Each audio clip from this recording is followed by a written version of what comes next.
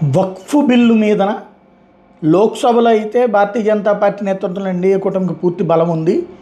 దాదాపుగా 290 దాకా ఉన్నది కాబట్టి ప్రాబ్లం ఏం లేదు. రాజ్యసభలో మాత్రం అత్యసరే ఉంది కాబట్టి ప్రతిపక్షాలన్నీ కలిపి ప్లాన్ చేసుకుని ఆపేస్తాయి అన్నటువంటి ఒక పెద్ద భ్రమకి ముగింపు పలికింది. అక్కడ పూర్తి మెజారిటీ ఉంది, ఇంకో 2 సీట్లు ఎక్కువే ఉన్నాయి. వాస్తవంగా 125 ఉన్నది ఎన్డీఏ కూటమికి బలం. ఇక్కడ ఐఎన్డీఏ కూటమికి మొత్తం కలిపితే ఉన్నది 85-90, మిగతాది తృతీయ పక్షాలు. కాబట్టి ఏదో జరుగుతుంది, అందరూ కలిసిపోయి ప్లాన్ చేస్తారన్నటువంటిది నిన్నటిదాకా జరిగినటువంటి ప్రచారం.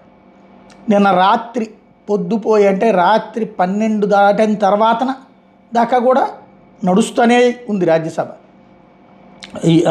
ఎత్తులు పై ఎత్తులు, మాటలకి సమాధానాలు, చొరకలు, దానికి ప్రతి చొరకలు ఇట్లాగే సాగింది సుదీర్ఘ సందర్భం. ముస్లిం ఏతరులని దీంట్లో పెడుతున్నారు అన్నటువంటి పాయింట్ని ప్రధానంగా రైట్ చేసేటటువంటి ప్రయత్నం చేసింది ఐఎన్డీఏ కూటమి.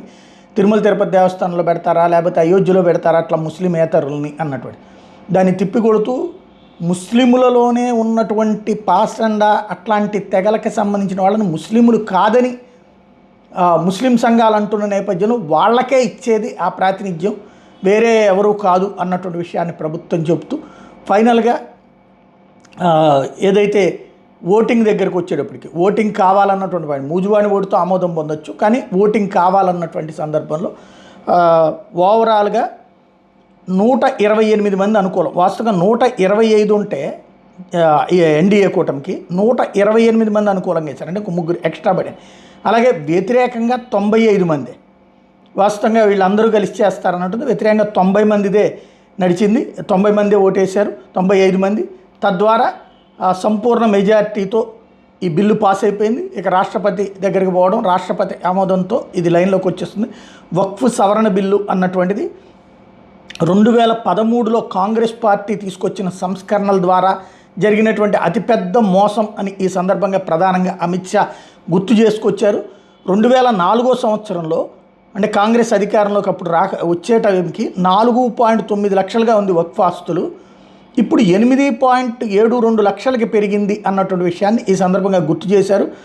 అదే సందర్భంలో ముస్లింల్లోని షియా సున్నీలతో పాటు ఇతర వెనుకబడిన తరగతుల వాళ్ళు వక్ఫ్ బోర్డు సభ్యులుగా కొనసాగేలానే ఈ కొత్త నిబంధన తప్పించి వేరే వాళ్ళని ఎవరిని తీసుకురావడానికి కాదని చెప్పారు. 22 మంది సభ్యులతో ఏర్పడేటువంటి సెంట్రల్ వక్ఫ్ కౌన్సిల్ కూర్పు మీద వ్యక్తమవుతున్న సందేహాలకు కూడా ఆయన సమాధానం ఇచ్చారు. ముస్లిమేతరులు అత్యధికంగా ఉంటారనే సమస్య ఉత్పన్నం కాదని తేల్చి చెప్పారు. అదే సందర్భంలో కేంద్రంలోని కాంగ్రెస్ ప్రభుత్వాలు వాటి హయాంలో ముస్లిం మహిళలను ద్వితీయ శ్రేణి పౌరులుగా మార్చాయని బీజేపీ జాతీయ అధ్యక్షుడు నడ్డా గుర్తు చేశారు. వాళ్ళ హక్కుల్ని గుర్తించలేదంటూ చురకలు వేశారు. మోడీ ప్రభుత్వం త్రిబుల్ తలాక్ రద్దు చేయడం ద్వారా ముస్లిం మహిళలకి సగౌరవంగా జీవించేలా హక్కు కల్పించింది అన్నటువంటి విషయాన్ని గుర్తు చేసుకొచ్చారు. వక్ఫ్ బోర్డుల నిర్వహణలో పారదర్శకత తీసుకొచ్చే బిల్లు ఇది, దీన్ని మేము సమర్థిస్తున్నామని చెప్పుకొచ్చారు. టర్కీ లేదా ఇప్పుడు దాన్ని తుర్కీ అంటారు, మలేషియా, సౌదీ అరేబియా వంటి ముస్లిం దేశాలు ప్రత్యేక చట్టాల ద్వారా వక్ఫ్ ఆస్తుల్ని ప్రభుత్వాల నియంత్రణలోకి తీసుకొచ్చి ప్రజలకు ఉపయోగపడేలా చేసినాయి అన్నటువంటి విషయాన్ని కావాలంటే చెక్ చేసుకోండి అని చెప్పారు. 1913-2013 మధ్య 18 లక్షల హెక్టార్ల భూమి వక్ఫ్ కింద ఉంటే ఈ 2013-2025 కాలంలో ఆ మొత్తం 21 లక్షల హెక్టార్లకు పెరిగింది. అది ఎలా సాధ్యమైంది అన్నటువంటిది నిలదీశారు. అంటే ఈ బీజేపీ ప్రభుత్వం వచ్చాక కాంగ్రెస్ పాలిత రాష్ట్రాల్లో ఎక్కువగా భూముల్ని వీళ్ళు క్లెయిమ్ చేయడం, ఆ ప్రభుత్వాలు ఇచ్చేసిన ఐఎన్డీఏ కూటమి భాగస్వామి పక్షాలు అన్నటువంటి విషయాన్ని పరోక్షంగా చెప్పుకొచ్చారు. ఓవరాల్గా మాజీ ప్రధాని జనతాదళ సెక్యులర్ అగ్రనేత హెచ్డి దేవగౌడ కూడా బిల్లును సమర్థించారు. ఎన్డీఏ భాగస్వామి పక్షాలను తెలుగుదేశం, జేడీయూ, శివసేన, షిండే కూడా మద్దతు ఇచ్చి తీవ్రంగా వ్యతిరేకించింది ఐఎన్డీఏ కూటమి. అదే సందర్భంలో ముస్లింలను లక్ష్యంగా చేసుకుని సమాజంలో మతపరమైన ఉద్రిక్తతలు రెచ్చగొట్టడానికే బీజేపీ బిల్లు తెచ్చిందని దుయ్యబట్టింది.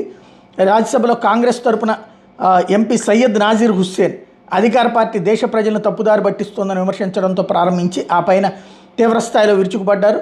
మేము జాయింట్ పార్లమెంటరీ కమిటీకి ఇచ్చినటువంటి సిఫార్సులను కూడా పట్టించుకోలేదని చెప్పుకొచ్చారు. బిల్లును వ్యతిరేకిస్తున్నట్టు ప్రకటించారు. అదే సందర్భంలో ఐఎన్డీఏ కూటమిలోని కాంగ్రెస్తో పాటు డిఎంకే, ఆపు, శివసేన, యూపీటీ అంటే ఉద్ధవ్ థాకరే పార్టీ కూడా వామపక్షాలు, టీఎంసీ సభ్యులు ఈ బిల్లును వ్యతిరేకించారు. ఫైనల్గా వక్ఫ్ సంబంధించినటువంటి బిల్లు ఆచరణలోకి వచ్చేసింది.